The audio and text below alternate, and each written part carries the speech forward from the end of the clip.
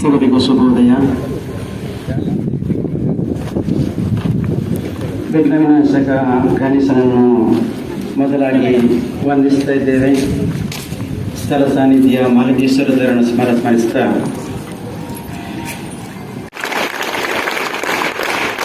ಅದೇ ರೀತಿ ನಮ್ಮ ಸಂಸ್ಥೆಯ ಮುಂದೆ ಹೋಗಬೇಕಾದ್ರೆ ಜೋಡೆತ್ತನಾಗಿರುವಂಥ ಉಭಯ ಸಂಸ್ಥೆಯ 2 ಕಾರ್ಯಾಧ್ಯಕ್ಷರು, ಇಬ್ಬರು ಕಾರ್ಯಾಧ್ಯಕ್ಷರಿಗೂ ಪ್ರೀತಿಯ ಸ್ವಾಗತ ಬಯಸ್ತೇನೆ ಸರ್.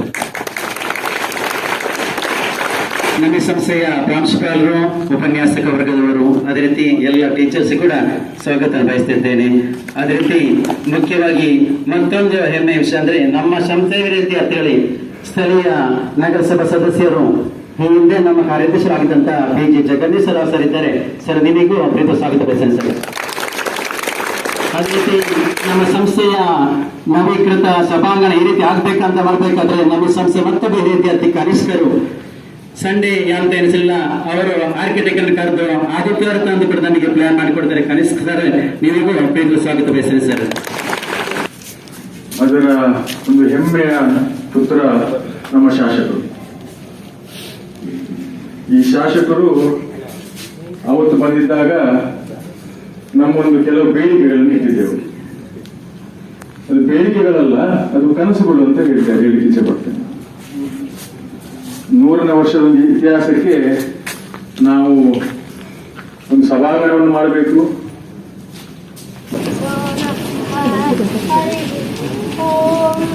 ಓಂ ಗಣಪತಿ ಕವಿಂ ಕವೀನಾಮುಪಮಶ್ರವಸ್ತವಂ ಜ್ಯೇಷ್ಠರಾಜಂ ಬ್ರಹ್ಮಣಾಂ ಬ್ರಹ್ಮಣಸ್ಪದಾನ ಶೃಣ್ವನ್ವತಿರ್ಶ್ವೇತಸಾಗರಂ ಶ್ರೀ ವಿಘ್ನೇಶ್ವರಾಯ ನಮಃ. ಓಂ ಪ್ರಣೋ ದೇವಿ ಸರಸ್ವತಿ ವಾಜೇ ದುರ್ವಾಜಿನೀಪತಿ ಶ್ರೀರಾಮ ವಿಗ್ರಹವತು ಆನೋ ದಿವೋ ಬೃಹತಃ ಪರ್ವತಾದ ಸರಸ್ವತೀಯ ಜಗಾಗಂತು ಯಜ್ಞಂ ಹವಂ ದೇವಿ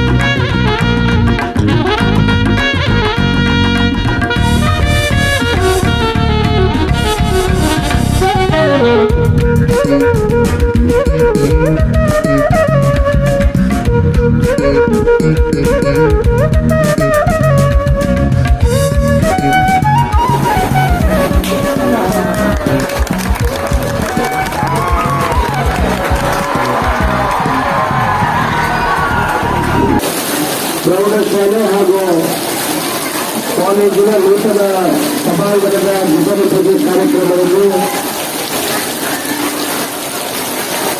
ಬುದ್ಧಗೆ ಪೂಜೆಗೆ ಕಾರಣಭೂತರಾಗಿರುವಂತ ಈ ಕಾಲೇಜಿನ ಈ ಹಿಂದೆ ಜಗದೀಶ್ ರಾವ್ ಅವರ ನೇತೃತ್ವದಲ್ಲಿ ಈ ಪ್ರೌಢಶಾಲೆಯ ಒಂದೆಲ್ಲ ರೆನೋವೇಷನ್ ಕಾರ್ಯಕ್ರಮವನ್ನು ಕೆಲಸವನ್ನು ಕೈಗೆತ್ತಿಕೊಂಡು ಒಂದು ಒಳ್ಳೆಯ ರೀತಿಯ ಶಾಲೆಯನ್ನು ಅಂದ್ರೆ ಹಳೆ ರೀತಿಯಲ್ಲಿ ನಾವು ನೋಡುವಾಗ ಇಂತಹ ಶಾಲೆ ನೋಡ್ಲಿಕ್ಕೆ ಎಲ್ಲೂ ಸಿಗುವುದಿಲ್ಲ. ಇದೆಲ್ಲ ಕಾಂಕ್ರೀಟ್ ಶಾಲೆಗಳು, ಕಾಂಕ್ರೀಟ್ ಬಿಲ್ಡಿಂಗ್ಗಳು ಕಾಣ್ತದೆ. ಒಂದು ರಾಜ ಮಾದರಿಯ ಶಾಲೆ ಈ ಪುತ್ತೂರಿನಲ್ಲಿ ಇದೆ ಅಂತಂದ್ರೆ ಅದು ಜೂನಿಯರ್ ಕಾಲೇಜ್ ಪ್ರೌಢಶಾಲೆ ಅಂತ ಹೇಳಲಿಕ್ಕೆ ಇಚ್ಛೆ ಪಡ್ತಾ ಇದ್ದೇನೆ. ನನಗೆ ಅತ್ಯಂತ ಸಂತೋಷದ ವಿಚಾರ ಅಂತ ಹೇಳಿದ್ರೆ ಹೆಮ್ಮೆ ಕೂಡ. ನಾನು ಕೂಡ ಇದೇ ಶಾಲೆಯಲ್ಲಿ ಕಲಿತವನು. ಆ ಕಾರ್ಯಕ್ರಮದಲ್ಲಿ ನಾವು ಹೇಳಿರುವುದೇನಂತ ಹೇಳಿದ್ರೆ ಬೇಡಿಕೆಯನ್ನು ಇಟ್ಟಿದ್ರು. ಇಲ್ಲಿ ದೊಡ್ಡ ಒಂದು ಸಭಾಂಗಣವನ್ನು ಮಾಡಬೇಕಂತ ಎಲ್ಲರ ಬೇಡಿಕೆ ಇತ್ತು. ಆನಂತರ ನಾನು ನಮ್ಮ MRPL ಅವರ ಹತ್ರ CSR ಫಂಡ್ ಮೂಲಕ 2 ಶಾಲೆಗಳಿಗೆ 2 ಕೋಟಿ ರೂಪಾಯಿ ಅನುದಾನವನ್ನು ಕೇಳಿದೆ.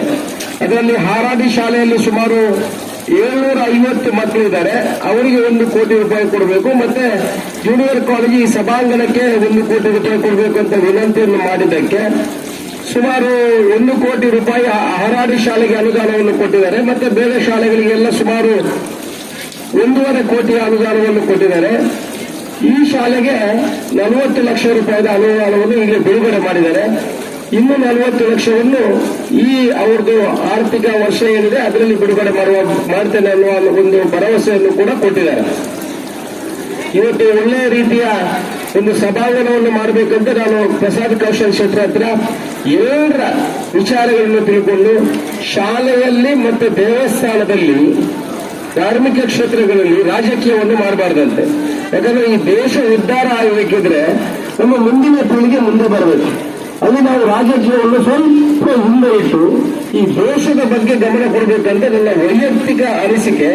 ಅದರಿಂದ ಇವತ್ತು ಈ ಕಾರ್ಯಕ್ರಮ ಈ ಏನು ಸಭಾಂಗಣ ಆಗ್ತಾ ಇದೆ, ಈ ಸಭಾಂಗಣದಲ್ಲಿ ಆಗೋ ಪೋಷಕರು, ಎಲ್ಲ ಅಧ್ಯಾಪಕ ವೃಂದದವರು, ಪಬ್ಲಿಕ್ ಮತ್ತೆ ನಮ್ಮ ಕಮಿಟಿಯವರೆಲ್ಲ ಸೇರಿ ಈ ದೇಶದ ಉದ್ಧಾರ, ಈ ಶಾಲೆಯ ಉದ್ಧಾರ ಅನ್ನುವ ದೃಷ್ಟಿಕೋನ ಇಟ್ಕೊಂಡು ಈ ಕೆಲಸವನ್ನು ಮಾಡಬೇಕು ಅಂತ ನನ್ನ ವಿನಂತಿ. ಇನ್ನೊಂದು ವಿಚಾರ ಹೇಳಬೇಕಂತ ಹೇಳಿದ್ರೆ, ನಾವು ಈಗ ಇಷ್ಟೊಂದು ದೊಡ್ಡ ಈ ಸಭಾಂಗಣವನ್ನು ನಿರ್ಮಾಣ ಮಾಡುವಾಗ ಅದರಲ್ಲಿ ಸ್ವಲ್ಪ ಹೆಚ್ಚು ಕಡಿಮೆ ಖರ್ಚುಗಳು ಬಂದರೂ ಕೂಡ ಅದನ್ನು ವ್ಯವಸ್ಥಿತ ರೀತಿಯಲ್ಲಿ ಮಾಡಬೇಕು. ನಮ್ಮ ಪ್ರಶಾಂತ್ ಕೌಶಲ್ ಶೆಟ್ಟರ್ ಮತ್ತು ಜೋಕಿಮ್ ಅವರು ಇದರ ಬಗ್ಗೆ ಹೆಚ್ಚಿನ ಅನುಭವ ಇದ್ದಾರೆ. ನಾನು ಮೊನ್ನೆ ಅವರು ಡಿಸೈನ್ ತಗೊಂಡು ಬಂದು ಅವರು ಹೇಳುವಾಗ ಹೇಳಿದೆ, ಆ ಸೈಡ್ ಮಾಡಿನಿಂದ ಬರುವ ನೀರಿಗೂ ಕೂಡ ಡ್ರೈನ್ ಸೈಡ್ ಅಲ್ಲಿ ಮಾಡಬೇಕು. ಆ ನೀರು ವ್ಯವಸ್ಥಿತ ರೀತಿಯಲ್ಲಿ ಹರಿದು ಹೋಗುವ ರೀತಿಯಲ್ಲಿ ಮಾಡಬೇಕು. ಬೈ ಚಾನ್ಸ್ ನಿಮಗೆ ಒಂದು 10 ಲಕ್ಷ ರೂಪಾಯಿ ಆ ಡ್ರೈನ್ಗೆ ಹೆಚ್ಚಿನ ಹೊರೆ ಆಗುದಿದ್ರೆ ನನ್ನ ಶಾಸಕರ ನಿಧಿಯಲ್ಲಿ ಅದನ್ನು ಕೊಡುವಂತಹ ಕೆಲಸವನ್ನು ಮಾಡ್ತೇನೆ. ಇನ್ನೊಂದು ಅಷ್ಟು ಜನ ದಾನಿಗಳನ್ನು ಪಡ್ಕೊಂಡು, ಯಾಕಂತ ಹೇಳಿದ್ರೆ ನಾನೀಗ ಕನಿಷ್ಠ ಅವರಿಗೂ ಹೇಳಿರುವ ವಿಚಾರ ಇಷ್ಟೇ. ನೀವು ಜಗನೇಶ್ವರ ಅವರು ಕೂಡ ಇಲ್ಲಿ ಇದ್ದಾರೆ, ಅವರು ಕೂಡ ಇಂಜಿನಿಯರ್. ಅವರ ಕೆಲವು ಅನುಭವಗಳನ್ನು, ಅವರ ಕೆಲವು ವಿಚಾರಗಳನ್ನು ತಕೊಂಡು ಜೊತೆಯಲ್ಲಿ ಸೇರಿ ಮಾಡುವಂತಹ ಕೆಲಸವನ್ನು ಮಾಡಬೇಕು. ಯಾರಾದರೂ ಅಲ್ಲಿಂದ ಬರುವಾಗ ನೋಡುವಾಗಲೇ ಅವರ ಕಣ್ಣು ಒಮ್ಮೆ ಈ ಸಭಾಂಗಣದ ಮೇಲೆ ಹೋಗ್ಬೇಕು. ಹೌದು, ಈ ಸಭಾಂಗಣ ಮಾಡಿದರೆ ಇದರಲ್ಲಿ ಎಲ್ಲ ವಿಚಾರಗಳನ್ನು ಜೋಡಿಸಿದ್ದಾರೆ, ಇದು ವ್ಯವಸ್ಥಿತವಾಗಿ ಇದೆ ಅನ್ನೋ ವಿಚಾರ ಅವರ ಕಲ್ಪನೆಗೆ ಬರಬೇಕು. ಯಾಕಂತ ಹೇಳಿದ್ರೆ ಈ ಕಾಲೇಜ್ಗೆ, ಈ ಪ್ರೌಢಶಾಲೆಗೆ ಎಂಟ್ರಿ ಆಗುವಾಗ ಈ ಒಂದು ಎಂಟ್ರಿ ಇರುವೆ ಒಂದು ರಾಜ ಎಂಟ್ರಿ ಅಂತ ನಾವು ಹೇಳ್ಬೋದು. ಯಾಕಂದ್ರೆ ಹಿಂದಿನಿಂದ ನಾವು ನೋಡುವಾಗ್ಲೂ, ಇಲ್ಲಿಂದ ಬರುವಾಗಲೇ ಈ ನೀವು ಹಾಲು ಮಾಡಿದ್ರೆ ಅದೊಂದು ವಿಶಿಷ್ಟ ರೀತಿಯಲ್ಲಿ ಕಣ್ಣನ್ನು ಸೆಳೆಯುವಂತ ಒಂದು ಜಾಗ ಇದು. ಇಂಥ ಜಾಗವನ್ನು ಇನ್ನೊಮ್ಮೆ ನಮಗೆ